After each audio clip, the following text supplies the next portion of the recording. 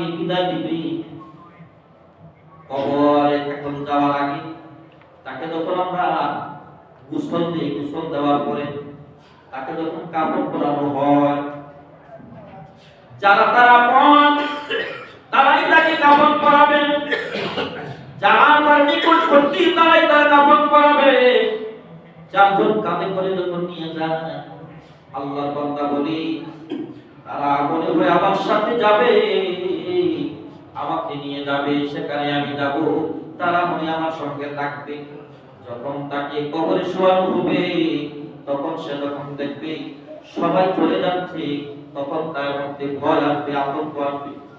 অন্ধকার কবরের মধ্যে কেউ নাই, আপন বলতে কেউ নাই, মা নাই, বাবা নাই, আত্মীয় স্বজন বলতে কেউ নাই, সবাই